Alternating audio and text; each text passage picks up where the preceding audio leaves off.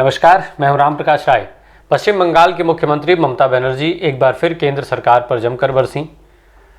ये मामला था कल शाम को जो प्रधानमंत्री द्वारा सेंट्रल विस्टा एवेन्यू का जहां पे इनॉग्रेशन की बात हो रही थी, जहां पे सुभाष चंद्र बोस, नेताजी सुभाष चंद्र बोस के मूर्ति के अनावरण की बात हो रही थी, उस इवेंट का।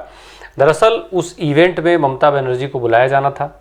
ममता बनर्जी को उस संबंध में एक पत्र मिला।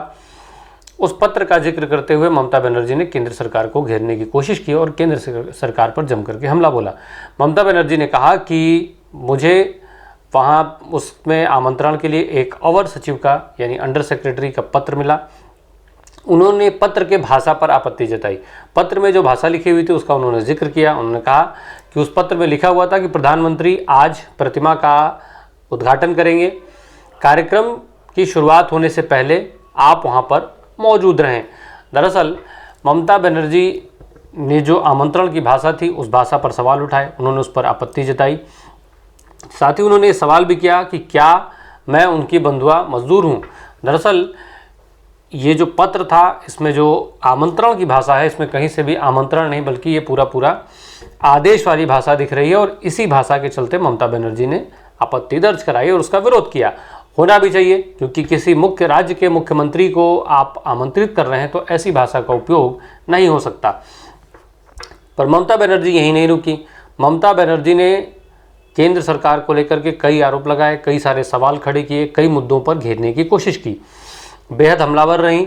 ये मौका था टीएमसी के विशेष सत्र को संबोधित करने का।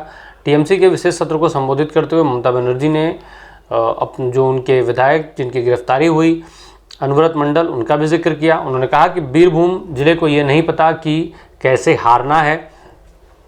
अनवरत मंडल के लिए उन्होंने जो उनका नाम है जो केस्तो कहा जाता है, तो वो उन्होंने कहा कि जब तक केस्तो नहीं लौटेंगे हमारी लड़ाई मजबूत रहेगी। भारतीय जनता पार्टी झूठ बेच रही है और जिला स्तर के जो नेता हैं उनको डराने के लिए एक एक करके मंत्रियों को अपना निशाना बना रही है। अनवरत मंडल को पशु तस्करी के मामले में बीते महीने में, अगस्त के महीने में उनकी गिरफ्तारी हुई थी। सीबीआई ने उनको गिरफ्तार किया था। पहले उनको नोटिस दी गई थी, फिर जब वो नहीं पहुंचे तो उसके बाद उनको गिरफ्तार कर लिया गया था। अभी हाल में उनसे जुड़े तमाम लोगों के कई ठिकानों पर सीबीआई ने रेड भी की थी। उस समय जब ये मामला 2020 में जब पशु तस्करी का मामला सामने आया था तो भारत और बांग्लादेश की सीमा पर, तो सीबीआई ने करीब एक बीएसएफ के जो कमांडेंट थे सतीश कुमार, उनके साथ साथ कई लोगों पर मुकदमा दर्ज किया था, एफआईआर दर्ज की थी।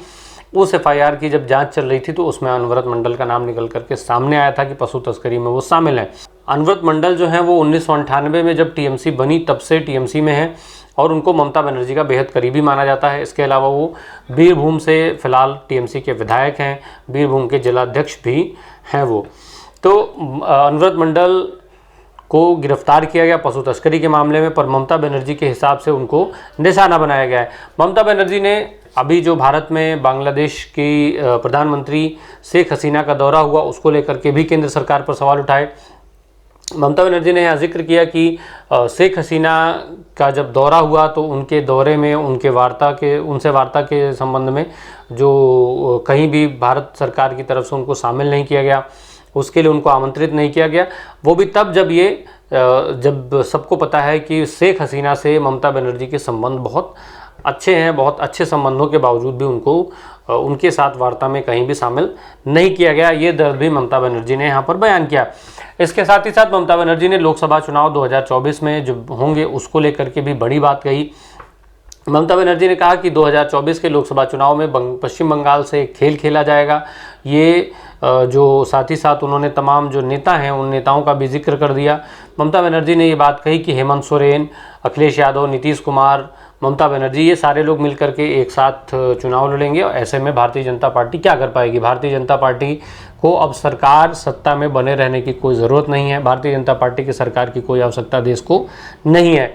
कुल मिलाकर इस चिट्ठी के सहारे ममता बनर्जी को केंद्र की भारतीय जनता पार्टी सरकार पर हमले करने के कई अवसर मिले। एक पत्र के सहारे उन्होंने कई मौके गिनाते हुए, कई मौक़ों का जिक्र करते हुए अलग अलग अवसरों की बात करके सरकार को घेरने की कोशिश की। साथ ही साथ उन्होंने लोकसभा चुनाव 2024 में जो होंगे उस समय के लिए केंद्र सरकार को चेतावनी भी दे डाली। इसके साथ साथ एक बड़ा संदेश उन्होंने ये दिया, जिस विपक्षी एकता की बात बार बार कही जा रही है, विपक्षी एकता का प्रयास जिसका किया जा रहा है, खुद ममता बनर्जी राष्ट्रपति चुनाव के पहले पूरे विपक्ष के नेताओं से मिल रही थी, विपक्ष को एक मंच पर ला करके राष्ट्रपति पद का एक उम्मीदवार घोषित करने की बात कह रही थी। इसके बाद अब सेम यही बीड़ा नीतीश कुमार ने उठाया है, जब से बिहार में जो सियासी परिवर्तन हुआ, जब वो भारतीय जनता पार्टी का साथ छोड़ करके और आरजेडी के साथ उन्होंने गठबंधन करके सरकार बना ली, उसके बाद वो लगातार भाजपा के खिलाफ हमलावर हैं और विपक्ष को भारतीय जनता पार्टी के खिलाफ एकजुट करने में लगे हुए हैं।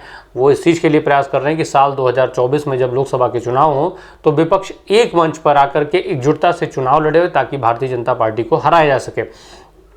ममता बनर्जी का इस संदेश कितना कारगर होगा, जो ममता बनर्जी को जिस तरीके के भाषा का पत्र मिला उस पर जो उन्होंने आपत्ति जताई, उस पर आगे केंद्र सरकार क्या कदम उठाएगी, ये देखने वाली बात होगी। इसके साथ साथ विपक्षी एकता की बात को मजबूती मिलेगी, जो 2024 में इन दलों के काम आएगा। धन्यवाद।